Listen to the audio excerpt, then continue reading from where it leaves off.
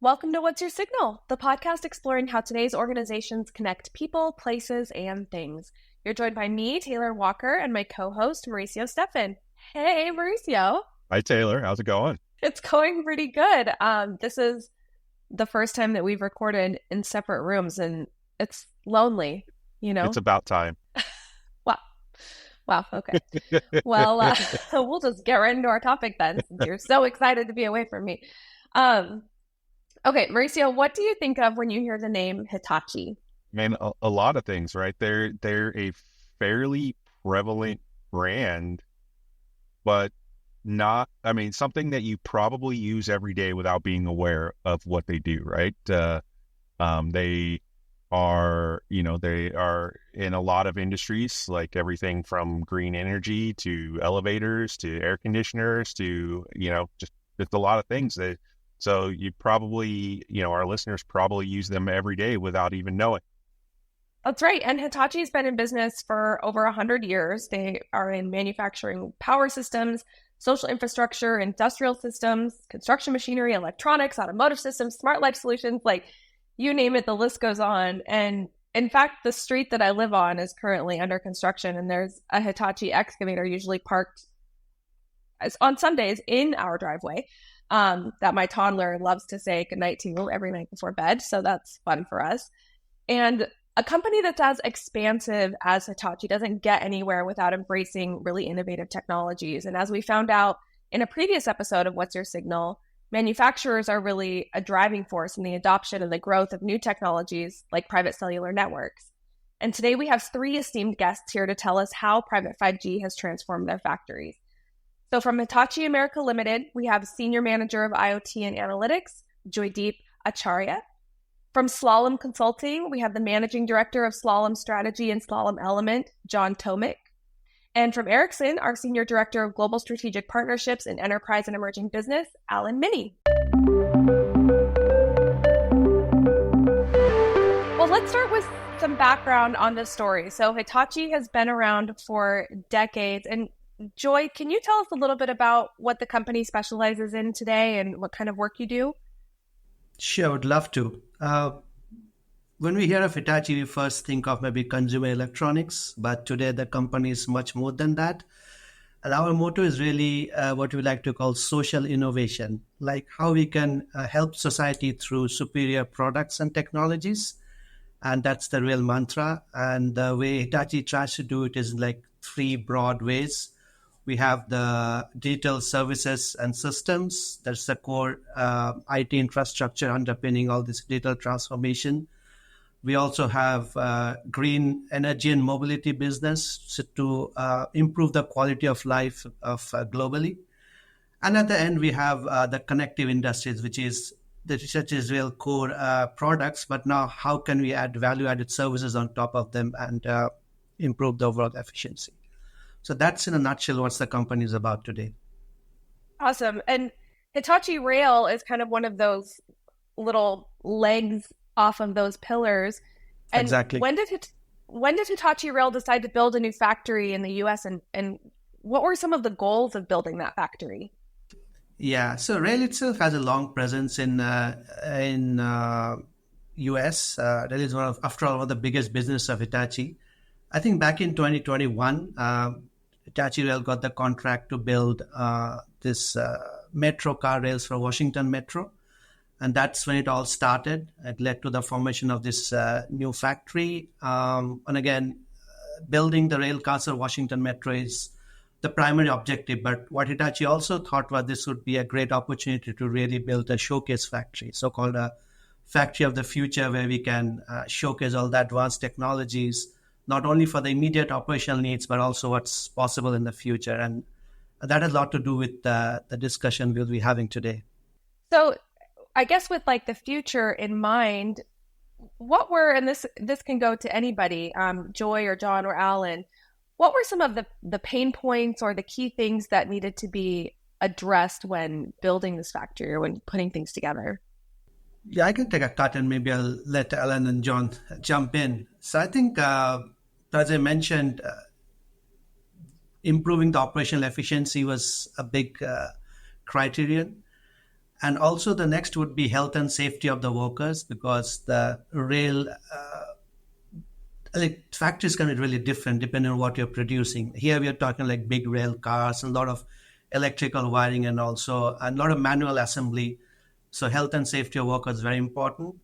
And also there was a lot of procurement of parts from external suppliers, and so the end-to-end traceability and supply chain visibility was very important. So those are some of the key considerations. And then I would just add on to that.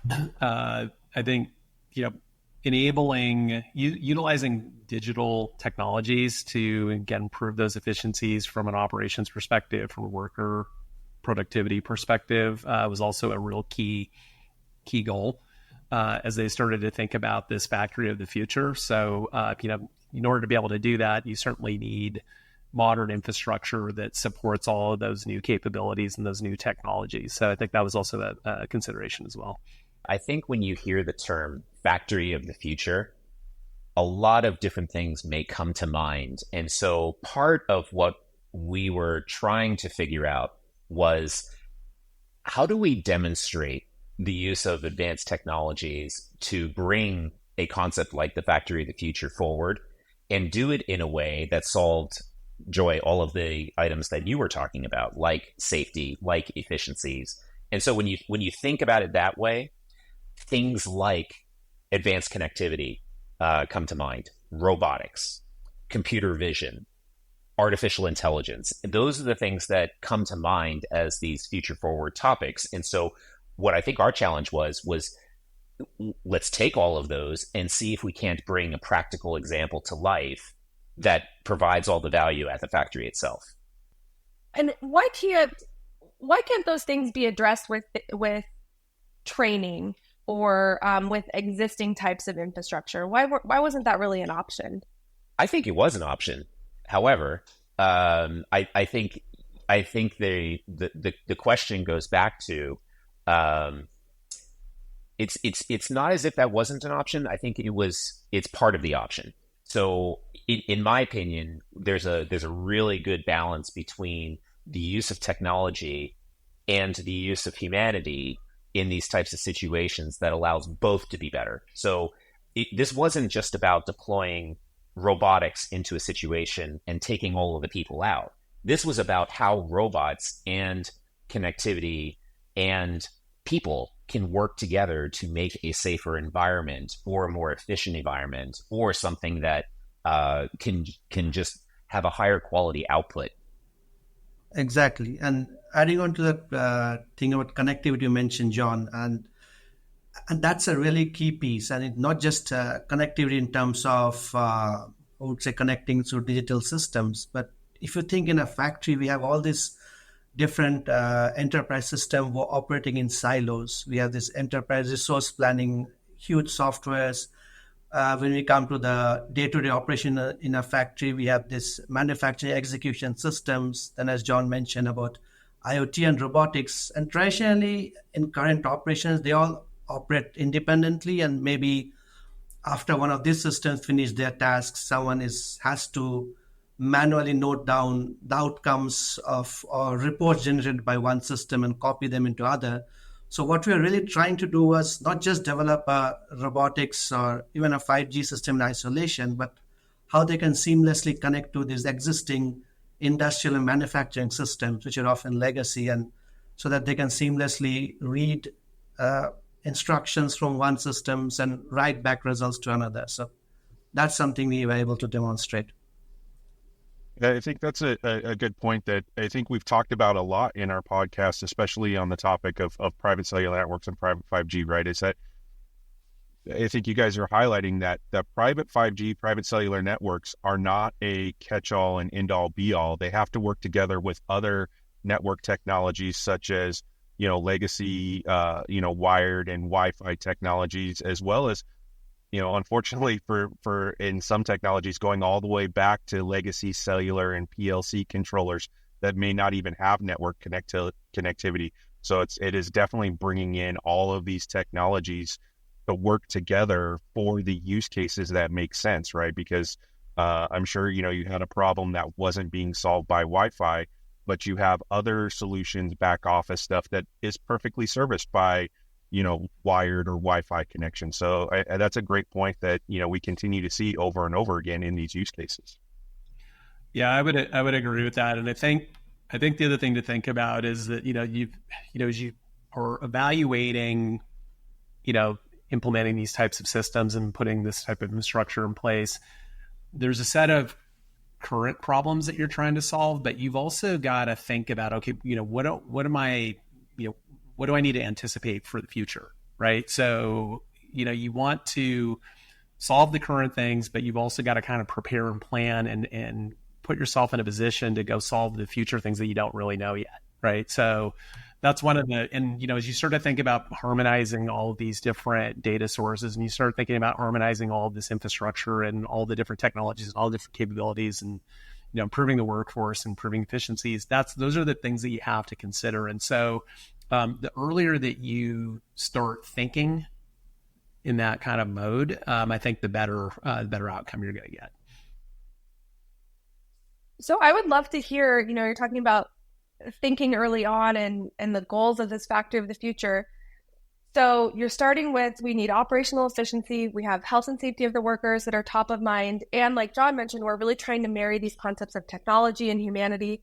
So how did you do that? Can you guys tell the story of, here's what we want and what happened in between to get to the factory that you have now? So I'll take a stab. Yeah, I think tell us the story. There's a little bit of a backstory here. So, so just from a collaboration and a partnership perspective, so Hitachi and Ericsson have been working together for, probably 7+ years in terms of these types of emerging technology spaces, and done a lot of projects, a lot of collaboration. And Slalom and Ericsson have been doing the same thing for about 3.5 to 4 years. So, and we've certainly crossed paths with each other over that time period. But this really started with some folks from Hitachi calling me and saying, "Hey, we're thinking about implementing a robotics, computer vision inspection solution within the new factory, and we're thinking about getting a robotic spot dog from Boston Dynamics. What do you think?" I said, "Well, before you go make that investment, I know the company, Slalom, who's had one of those for 3 years.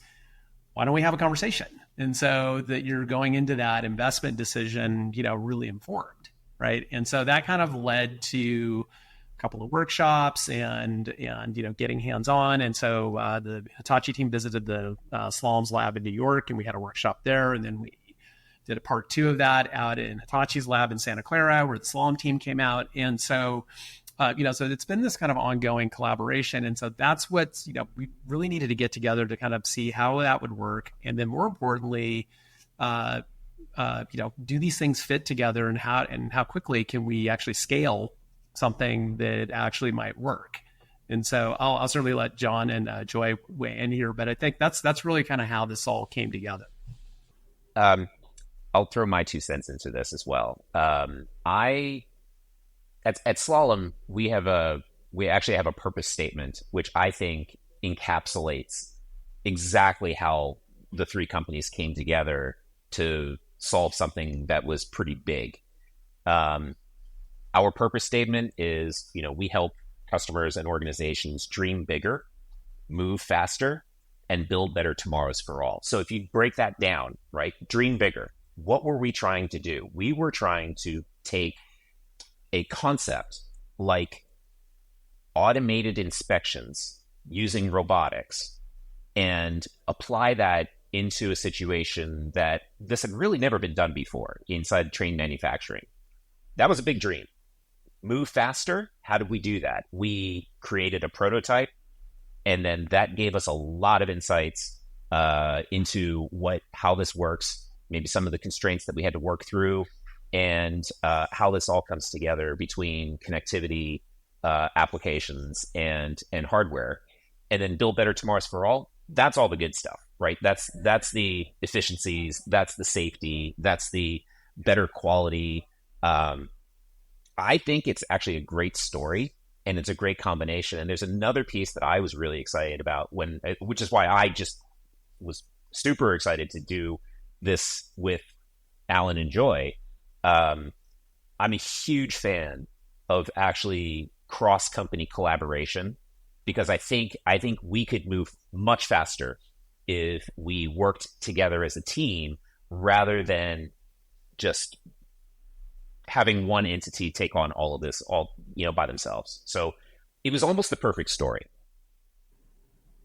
Yeah, and it was a lot of fun in the process. So we, like when we approached the topic with Rail, they understood the value, but they were still not sure if it worked in practice.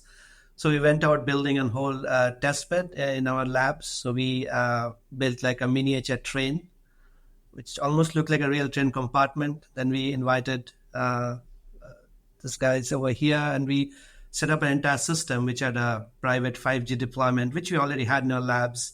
And we had John come over with the Spot, and we hooked it up, and the engineers were there. It was a lot of fun working together for a week. And at the end of the week, we even had others mentioning not just the inspection part, but also our functional factory system, the MES system, so that the inspection commands were being initiated from a legacy factory system, and that could trigger Spot, and the results of the inspection are being fed back to the system. So that connectivity, when we demonstrated, it got people super excited and eventually led to its adoption.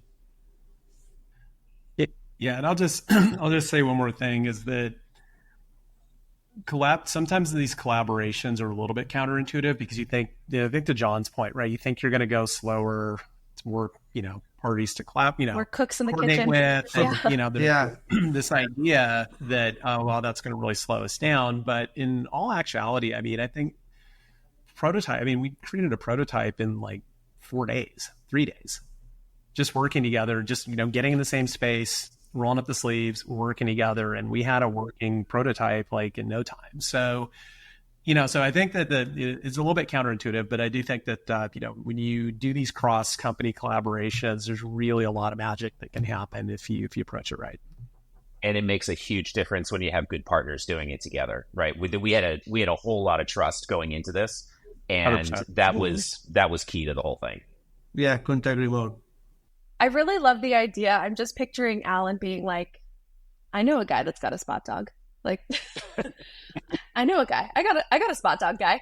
And I'm curious to learn more about the use of this robot from Boston Dynamics, and why is something like a spot dog the best solution for the inspection needs? Like, why couldn't it be, or maybe it could be, a different kind of robot? Like, what makes this particular robot the best choice, and what kinds of things does he or she, I don't really know the gender of the dog, but like, what kinds of things does that solution need to best operate? By the way, Spot has its own pronouns. It's bot and bot self. Oh, I didn't know that. See, I should have asked that at the beginning. I just from a technical standpoint, you can look at any robot as a mobile sensor at the core, right? So what is Spot from Boston Dynamics really good at? It's a quadruped robot, so it walks around, and it has tons of sensors, a lot of cameras that we leveraged, and it is a mobile data acquisition tool, right? Which is very different than a fixed camera, which is very different from a flying camera. And so, really the way that we were looking at the robot aspect of this was, we needed something that could walk around the train car, capture photos, transmit those photos, and run assessments to find defects. And simply, could you use something on wheels? Sure. Could you use something that flies around? Sure. It's really about what the right tool is for the right job. And at the time, this was perfect. And the other thing too is that, from my opinion, it's very flexible and usable platform, which was key to the creativity that we needed. Working with platforms sometimes puts you into constraints based on how flexible or inflexible they are or are not. Spot just happens to be a very flexible platform that, is great for running proof of concepts and experimentation and figuring out how best to capture data. And is there I guess, why couldn't he run off of maybe just run-of-the-mill Wi-Fi? Like, why is a private network the best solution in that sort of environment? That is probably best answered by Alan, I think, from the Ericsson side, but I'll give you my 2 cents. Spot is when we're running autonomous missions around an object and we are capturing massive amounts of photo data and, waypoints along the way and the metadata that gets associated with all of what it's capturing, making sure that it has a stable, dedicated, secure, very high speed, low latent connection is crucial so that the robot can actually do what it's intended to do. And, we've been working with private 5G networks for quite some time. And we find that, kind of the combination of all of those connectivity and transmission requirements, coupled with the amounts of data that is captured, especially when you're talking about a secure environment, that's really, they work really well together. John, that was extremely well said. I don't know if I can add much to that. I would just say that also, too, if you think about this, and it kind of comes back to the latency aspect, right? When you think about this from a safety perspective and a worker safety perspective, you need something from a network and a connectivity standpoint that's really responsive, right? You can't have a lag in terms, especially when you have, people and machines operating and functioning around each other. So that's another, key reason why you would want a private 5G dedicated network, for that specific task. Alan, is the network in that location part of a hybrid network? Is it only private 5G, or are there other pieces there? No, so there will be, and Joy, I should actually let you answer this because you've probably been to the factory more recently than I have, but it's, there will be a private network there. There's, I believe there's probably fixed Ethernet there. There's also Wi-Fi. And so, you want to kind of think about network topology in that type of environment as it's kind of multimodal. Right. So, and you use those different modes of the network topology differently. Right. So, you would use your private 5G network for running running operations or, running these kind of specialized cases. Sometimes in some cases you may, if you're doing worker augmentation and they're carrying devices, maybe it's just kind of basic connectivity to really sophisticated things like digital twin and, augmented reality and using robots. So there's kind of a wide spectrum of different uses there. And then, you may be using Wi-Fi again for your back office, and you may be using fixed industrial Ethernet for some other functions. So it just kind of depends. But I think it's not an either or, it's kind of all. You're right. It's a mixture of different communication technologies for different use cases. So I'm really curious to hear then, now that this architecture is in place and things are running, right, where they're implemented at this point, what have been the benefits that you guys have seen? Like, do you have any anecdotes that you can share on how these things have just come to life, like now that they're out there? Yeah, definitely.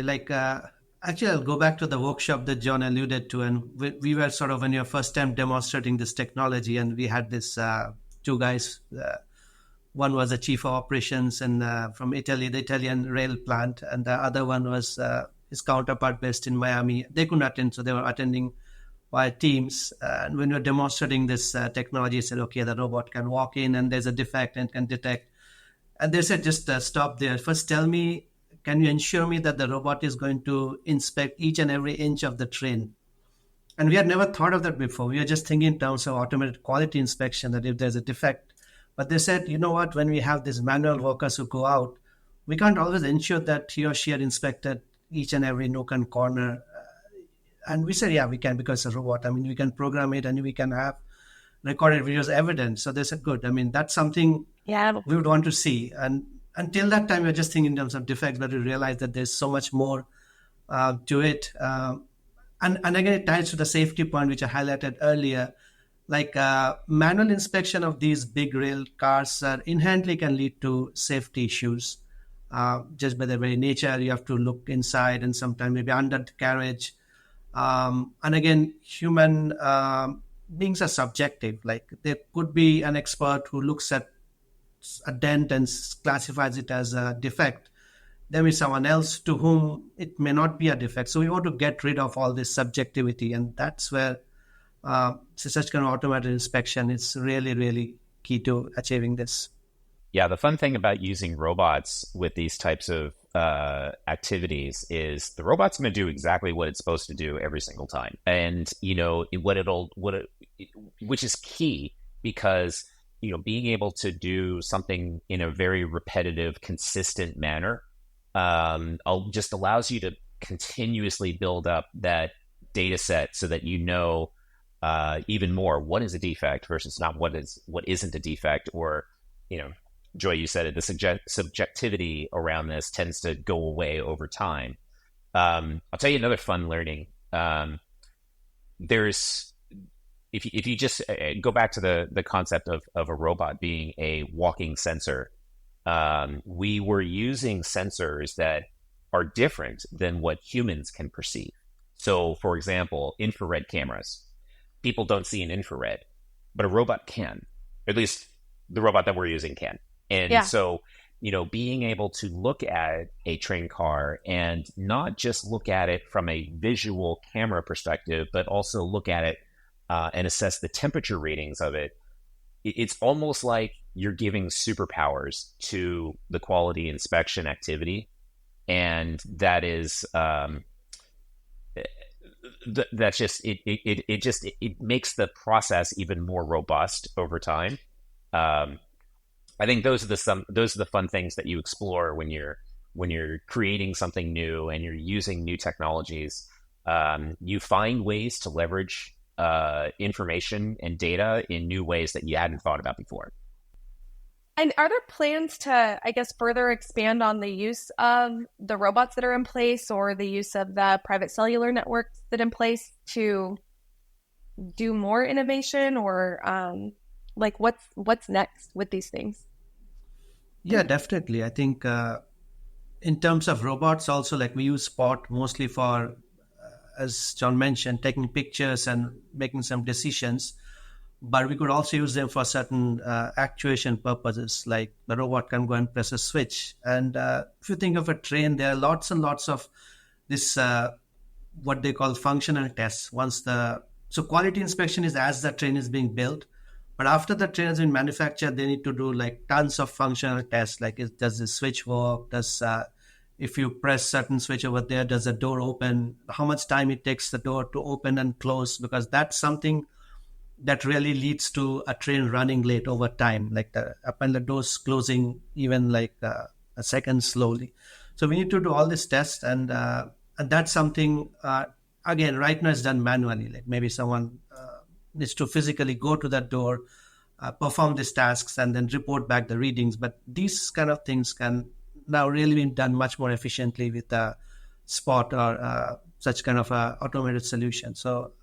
And again, that's the robotics part, and 5G, of course. I mean, quality inspection robot is one, but there's so many tons of other factory-related use cases which kind of need that, I would say, integrated capability of just hosting and data and building applications near the edge, which 5G provides. So yeah, that's definitely much more opportunities there. And Alan, I correct me if I'm wrong, but I feel like with a private 5G network in place, expanding on these automated solutions is probably pretty simple, right? Once it's already there, you can have a lot on that network. No, that's absolutely right. I mean, it's, when you're starting to think about scale and starting to scale, all of these other ideas that come in, because, this is always a path of discovery.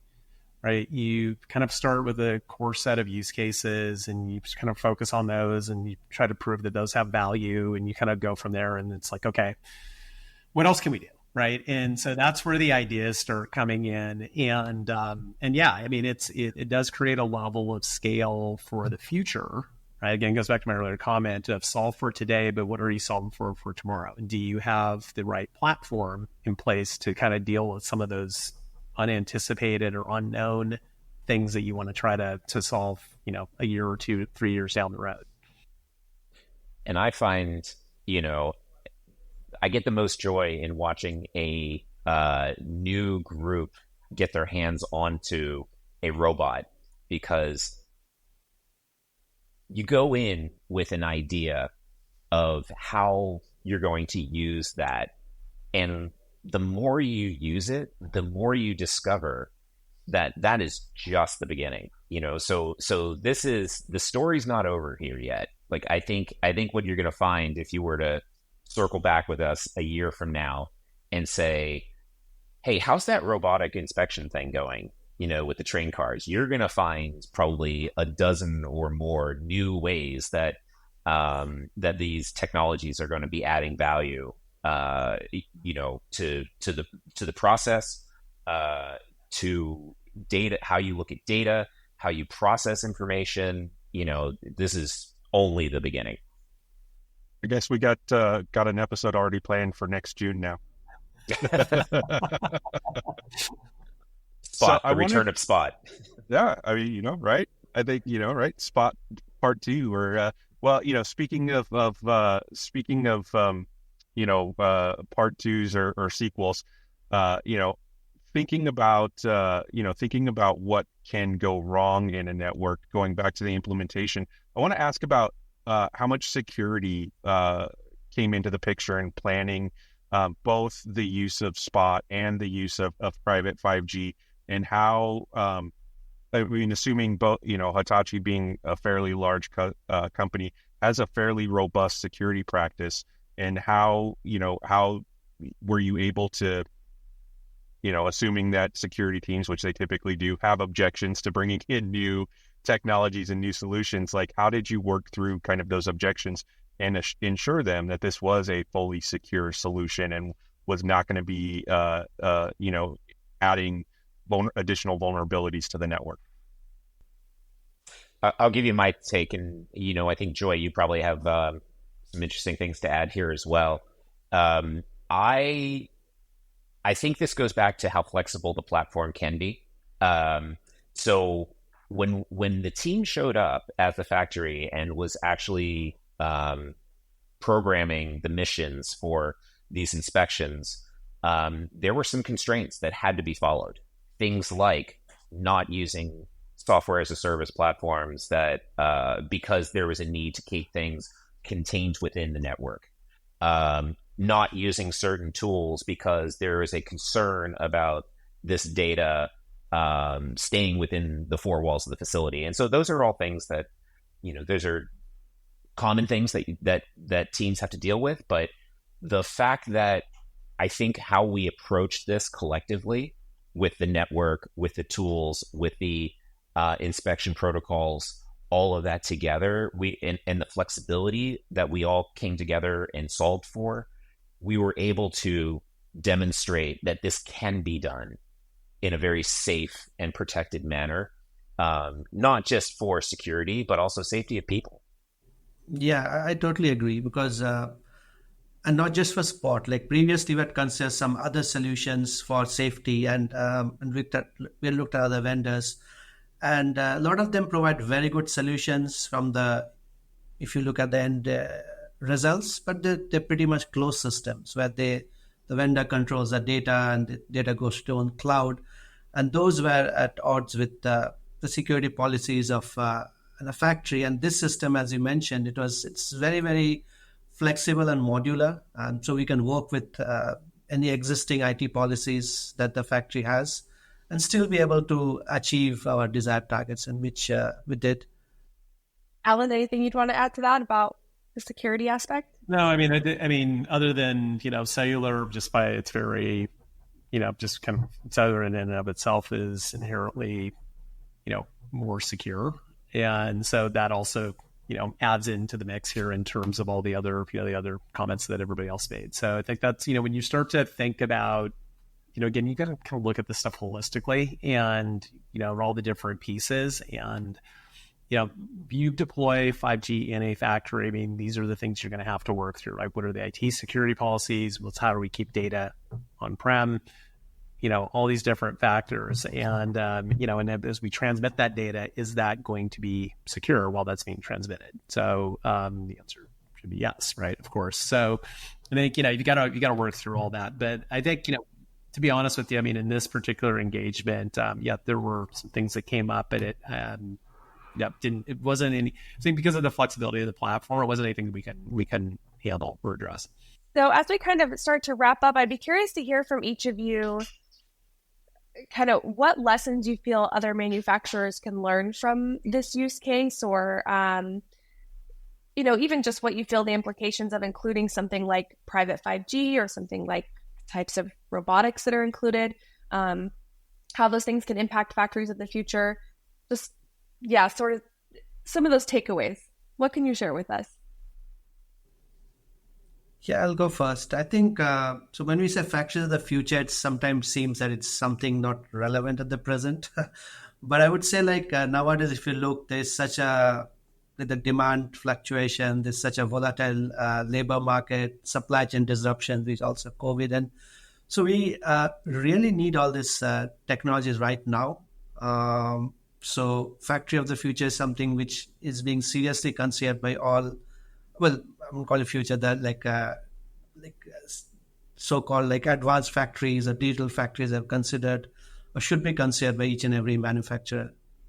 Taylor, it's a great question. I think this goes back to fundamentally just having the courage to dream big and go tackle a concept like factory of the future, which, may have different impressions to different people. But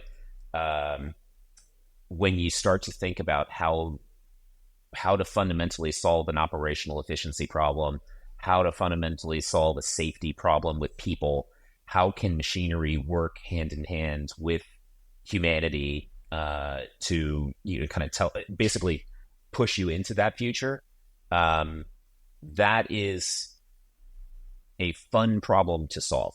And I think that my advice to others who are looking at this is don't hold back. The technologies are there. It's a really exciting time that we're living in right now, where you can have these components which can actually solve those problems, coupled with very, very near real-time connectivity, and do the things that typically you only see in the Jetsons or in science fiction films. That's the time that we're living in right now, and it's time to bring that to life. I think I would just wrap up by saying that your collaboration is really, really important. And I've mentioned this earlier, but I think having the right partners, having partners that you've got a really good trusting relationship with, is really critical. I think a lot of companies kind of get stuck, frankly, on this is a big factory of the future is such a big topic. Where do I start?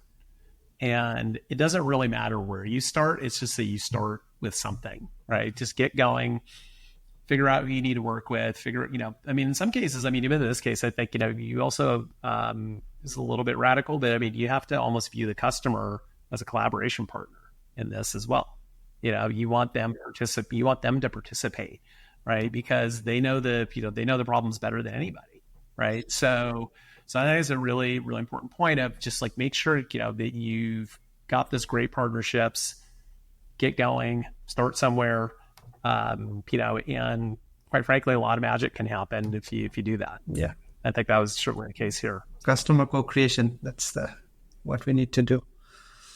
Well, Joy, John, Alan, thank you so much for joining us today to give our listeners a realistic preview and idea of how things like private 5G and robotics can really impact their operations. Before we totally wrap up, I'd love for each of you to share where folks can go to find more information about your respective companies and contributions to the project. So let's start with you, Joy. Where can folks go to learn more?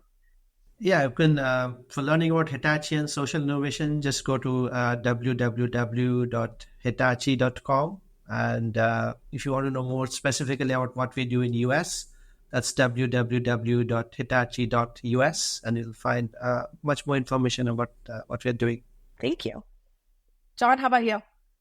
Easy. Come visit slalom.com. And I'll even throw something else out there. If you're ever in New York City, come visit our lab.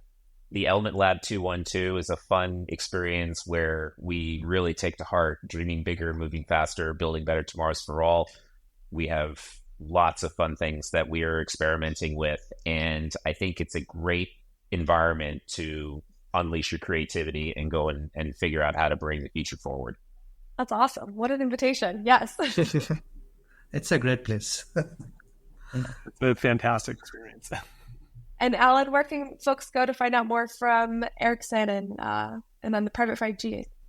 So certainly Ericsson, www.ericsson.com is a great place. And if you type in Ericsson blog, we actually have a blog that we just recently published on this particular project. So it's front and center on that page. So please come check it out if you get a chance. Excellent. Well, thanks so much for chatting with us, guys. We appreciate your time. Thanks for having us. Thanks so much. Thank you. This was fun. Mauricio, I love this use case, because I am obsessed with Boston Dynamics Spot Dog. I think it's fabulous. And also just the idea of marrying technology and humanity and the work that Slalom and Ericsson and Hitachi have done together to really create this cool new way to achieve their goals. Yeah, I mean, to me, the collaboration aspect is really interesting, right? Because more than just Ericsson being a vendor, it's Ericsson being an advisor and bringing in another company who has experience doing this to help guide and shepherd Hitachi through this journey and creating the solution together, right? It